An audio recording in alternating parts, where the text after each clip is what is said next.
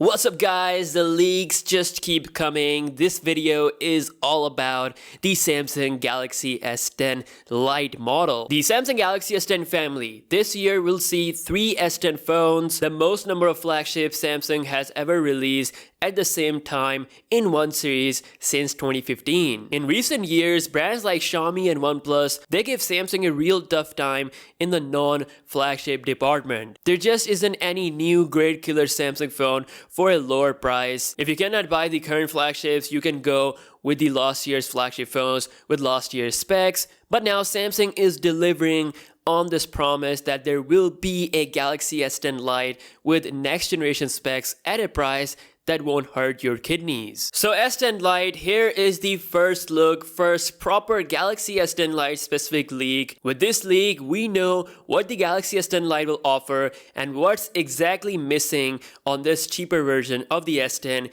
compared to its bigger flagship brothers. So first up, we have no edge display. It's a 5.8-inch flat infinity screen. Instead of having 3 cameras, we got only 2 cameras. And to balance out the design across all the flagships, we have no fingerprint scanner on the back. Instead, it is actually on the side of the phone. So no ultrasonic fingerprint scanner from Qualcomm on this model. This is going to be Samsung's third phone with the side fingerprint scanner.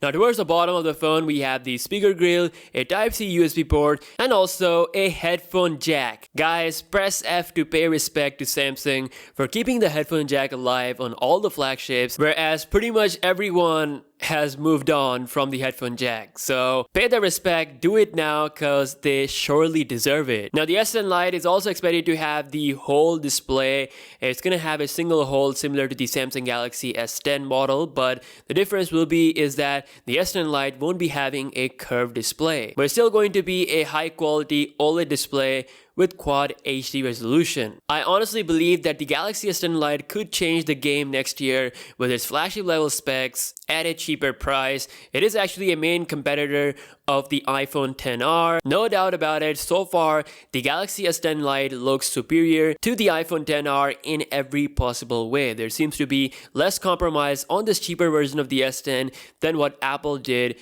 with its iPhone XR. But let me know your thoughts about this in the comment section below. Now along with the S10 Lite, Samsung will also be improving its mid-range lineup. A new mysterious benchmark leak of a Samsung phone named Galaxy A50 shows Exynos 9610 processor, which we haven't seen on any Samsung phone before, along with 4 gigs of RAM. And it's also running on Android 9.0 Pie.